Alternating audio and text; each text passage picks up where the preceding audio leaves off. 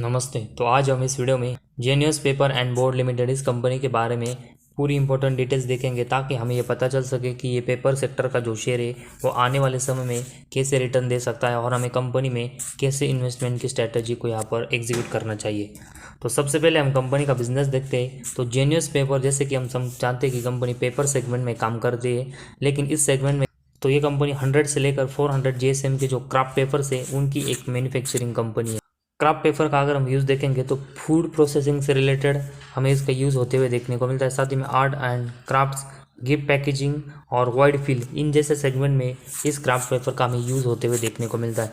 तो various segment में craft paper का यूज़ होता है, जो कि इस कंपनी के लिए एक अच्छा पॉइंट है। लेकिन इसके बाद इस सेगमेंट में, मतलब पेपर सेगमेंट में जो क्राफ्ट पेपर का कंपनी बिजनेस करती है उसमें कंपनी कैसा सेल्स कर रही है वो भी हमें देखना पड़ेगा, तभी कंपनी कंसिस्टेंट आने वाले समय में यहाँ पर ग्रोथ कर पाएगी। बिजनेस देखने तो एक अच्छे सेगमेंट में कंपनी काम करती है। और उसके बाद कंपनी का मार्केट कैप देखेंगे तो 515 करोड़ कंपनी का मार्केट कैप है। तो स्मॉल सेगमेंट में काम करने वाली कंपनी है। और उसके बाद कंपनी का बुक वैल्यू देखेंगे तो 18 रुपीज़ है और उसके कंपेरेटिवली कंपनी का शेयर अभी 20 रुपीज़ के आसपास ट्रेड कर रहे हैं। तो बुक वैल्यू से ज़्यादा प्राइस पर कंपनी का शेयर का प्राइस ट्रेड कर रहा है। उसके बाद ROC देखेंगे तो 1% और ROE कंपनी का -2%। तो दोनों मेजर रेशोज में कंपनी खराब परफॉर्मेंस डिलीवर कर रही है। और उसके बाद कंपनी का प्रॉफिट एंड लॉस स्टेटमेंट हम देखते हैं, जिसमें सबसे पहले कंपनी का सेल्स देखेंगे तो मार्च 15 से लेकर मार्च 20 तक अगर हम देखेंगे तो इस सेगमेंट में हमें ज़्यादातर इन्फॉर्मेशन अवेलेबल देखने को नहीं मिली। तो इसीलिए हम मार्च 21 से लेकर ट्रेलिंग 12 मंथ्स तक कंपनी का सेल्स का परफॉर्मेंस देखेंगे। तो मार्च 21 में 286 करोड़ का कंपनी सेल्स कर रही थी, जो कि अभी ट्रेलिंग 12 मंथ्स तक कंपनी का ये 722 करोड़ का देखने को मिला है। तो पिछले 4 साल में कंपनी ने लगभग 3 टाइम्स की ग्रोथ है वो अपने सेल्स में की, जो कि एक अच्छा पॉइंट है। और इस सेल्स के कंपेरेटिवली कंपनी के जो एक्सपेंस हुए वो भी अगर हम देखेंगे तो ये भी बढ़ रहे हैं। और इस सेल्स में से एक्सपेंस को कट करके देखेंगे तो ऑपरेटिंग प्रॉफिट कंपनी का मैक्सिमम टाइम प्लस में देखने को मिला है। तो 25 करोड़ से लेकर 30 करोड़ के बीच में हमें ज़्यादातर ऑपरेटिंग प्रॉफिट देखने को मिला। सिर्फ मार्च 22 में 50 करोड़ के ऊपर ऑपरेटिंग प्रॉफिट गया था। तो ऑपरेटिंग प्रॉफिट कंपनी प्लस में जनरेट कर रही एक अच्छा साइन है। और उसके बाद ऑपरेटिंग प्रॉफिट मार्जिन देखेंगे तो इसके नंबर्स पिछले 2 सालों में डाउन हुए, जो कि इसमें कंपनी को इम्प्रूवमेंट करनी पड़ेगी। और उसके बाद कंपनी का नेट प्रॉफिट देखेंगे तो मार्च 21 में 8 करोड़ के नेट प्रॉफिट में कंपनी थी, जो कि इसके अगले साल ये नेट प्रॉफिट 3 टाइम्स बढ़कर 26 करोड़ का जरूर हुआ। लेकिन इसके अगले 2 साल देखेंगे तो कंपनी हमें 12 करोड़ और 18 करोड़ के लॉस में देखने को मिली। और साथ ही में अर्निंग पर शेयर भी कंपनी का लॉस में हमें देखने को मिला। तो कंपनी का ऑपरेटिंग प्रॉफिट अगर हम देखेंगे तो पॉजिटिव में, लेकिन उसके बावजूद अगर हम देखेंगे तो नेट प्रॉफिट लॉस में। उसका सबसे बड़ा अगर हम रीज़न देखेंगे तो कंपनी को जो इंटरेस्ट और डिप्रिसिएशन चुकाना पड़ता है वो यहाँ पर पिछले 2 साल में हमें बढ़ते हुए देखने को मिला। और उसी वजह से ऑपरेटिंग प्रॉफिट में कंपनी के नंबर पॉजिटिव में होने के बावजूद कंपनी नेट प्रॉफिट में हमें लॉस करते हुए देखने को मिली। तो कंपनी का जो इंटरेस्ट बढ़ रहा है उस वजह से अगर हम देखेंगे तो कंपनी का ऑफकोर्स हमें बोरंस बढ़ते हुए देखने को मिल सकता है, जो कि हम कंपनी बैलेंस शीट सेगमेंट में भी देखने वाले।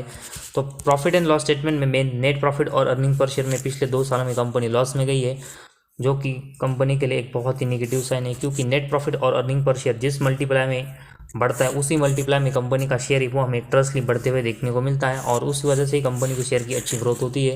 लेकिन नेट प्रॉफिट और अर्निंग पर शेयर हमें लॉस में देखने को मिला है, जो कि इस वजह से कंपनी का जो शेयर है वो हमें ट्रस्टली लॉन्ग टर्म में अच्छा बढ़ते हुए देखने को नहीं मिल सकता। और उस वजह से कंपनी को इंटरेस्ट और डिप्रिसिएशन कम करना पड़ेगा और उसके लिए कंपनी को बोरंस यहाँ पर कम करना पड़ेगा, ताकि कंपनी की नेट प्रॉफिट और अर्निंग पर शेयर के नंबर पॉजिटिव में जनरेट हो।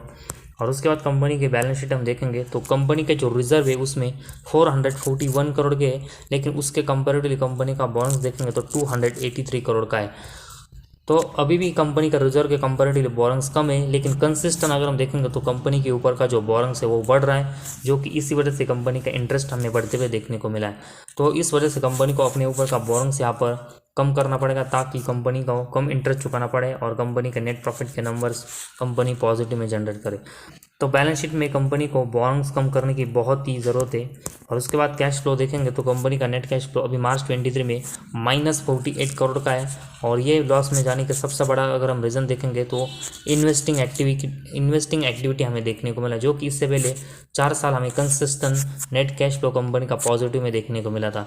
इन्वेस्टिंग एक्टिविटी में कंपनी के नंबर जो लॉस में जा रहे हैं उसमें कंपनी को इम्प्रूवमेंट करनी पड़ेगी, क्योंकि ऑपरेटिंग और फाइनेंसिंग एक्टिविटी में इन दो मेजर सेगमेंट में कंपनी नंबर पॉजिटिव में जनरेट कर रही है, जो कि एक अच्छा साइन। लेकिन साथ ही में इन्वेस्टिंग एक्टिविटी में कंपनी को नंबर पॉजिटिव में जनरेट करने पड़ेंगे, तभी कंपनी का नेट कैश फ्लो यहाँ पर जो लॉस में का है वो फिर से हमें प्रॉफिट में देखने को मिलेगा। तो मैक्सिमम नेट कैश फ्लो अगर हम देखेंगे तो पिछले कुछ समय से मैक्सिमम टाइम पॉजिटिव में ज़रूर है, लेकिन अभी जो लॉस में का है वो नंबर पिछले कुछ समय से कंपेरेटिव अगर हम देखेंगे तो सबसे ज़्यादा हमें लॉस में देखने को मिला, जो कि इस वजह से कंपनी का नेट कैश फ्लो भी थोड़ा हमें ख़राब होते हुए देखने को मिला है। और उसके बाद कंपनी का डेप्टर डेज देखेंगे तो पिछले 2 सालों में 50 डेज़ के नीचे कंपनी के डेप्टर डेज आए, जो कि एक अच्छा साइन है, क्योंकि इससे कंपनी के जो डेप्टर्स है उनसे कंपनी को जल्दी पेमेंट आता है, वो हमें पता चलता है, जो कि बिजनेस के लिए एक अच्छा साइन है।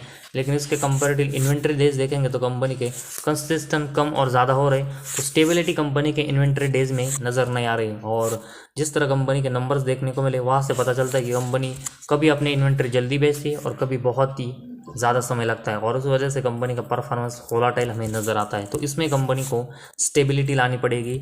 और उसके बाद कंपनी का शेयर होल्डिंग पैटर्न देखेंगे तो कंपनी के प्रमोटर के पास 50% के लगभग हमें मेजोरिटी स्टेक यहाँ पर देखने को मिले, लेकिन उसके कंपेरेटिव अगर हम देखेंगे तो पब्लिक की हिस्सेदारी भी कंपनी में 49% के आसपास हमें देखने को मिले, जो कि ज़्यादातर हमें पेनी स्टॉक में यहाँ पर देखने को मिलता है। और साथ ही में एफ की हिस्सेदारी 0.12 और डी की हिस्सेदारी 0.04 हमें देखने को मिली। तो कंपनी पेपर सेगमेंट में काम करती है, उसी वजह से हमें एफ और डी की इन्वेस्टमेंट एटलीस्ट इस कंपनी में थोड़ी यहाँ पर देखने को मिली। उसको छोड़कर मतलब पेपर सेगमेंट में अगर कंपनी का बिजनेस नहीं होता, एफ और डी भी अगर हम देखेंगे तो इस कंपनी में ज़्यादातर इंटरेस्ट नहीं होते। तो ये कंपनी पेपर सेगमेंट में ज़रूर काम करती है, लेकिन कंपनी के ऊपर जो बोरंग्स है वो सबसे बड़ा इंपॉर्टेंट पॉइंट कि कंपनी के परफॉर्मेंस और कंपनी नेट प्रॉफिट और अर्निंग पर शेयर में यहाँ पर लॉस कर रही है। तो कंपनी का जो बोरिंग सेगमेंट है उसके ऊपर हमें कंटिन्यू फोकस देना पड़ेगा कि कंपनी ये बोरिंग्स है वो कितनी जल्दी यहाँ पर कम करती है, क्योंकि कंपनी का बोरिंग्स कम होगा तो ही कंपनी नेट प्रॉफिट और अर्निंग पर शेयर में नंबर पॉजिटिव में जनरेट कर पाएगी, और तभी कंपनी का शेयर ट्रस्टली बढ़ते हुए देखने को मिलेगा। और साथ ही में नेट कैश फ्लो भी कंपनी का अभी लॉस में गया है, वो भी कंपनी को इंप्रूवमेंट करना पड़ेगा। साथ ही में डेप्टर डेज और इन्वेंट्री डेज ये दोनों भी अभी अगर हम देखेंगे तो हाई और वोलेटाइल नज़र आ रहे हैं, तो इसमें भी कंपनी को इम्प्रूवमेंट की ज़रूरत है। तो इन सेगमेंट में कंपनी अगर इम्प्रूवमेंट करेगी तो ही हम इस पेपर सेगमेंट का जो शेयर है उसमें एक अच्छी इन्वेस्टमेंट के बारे में सोचेंगे। लेकिन फिलहाल सिर्फ अगर हम देखेंगे तो एफ और डी ने जिस तरह बहुत ही छोटी इन्वेस्टमेंट की, वैसे ही इन्वेस्टमेंट हमें इस कंपनी में करंटली पोजीशन में करनी पड़ेगी, क्योंकि ज़्यादा इन्वेस्टमेंट का रिस्क अभी हम किस कंपनी में नहीं ले सकते, क्योंकि कंपनी का नेट प्रॉफिट और अर्निंग पर शेयर लॉस में, जिस वजह से कंपनी का शेयर कभी भी हमें ड्रॉप होते हुए और डाउन होते हुए देखने को मिल सकता है।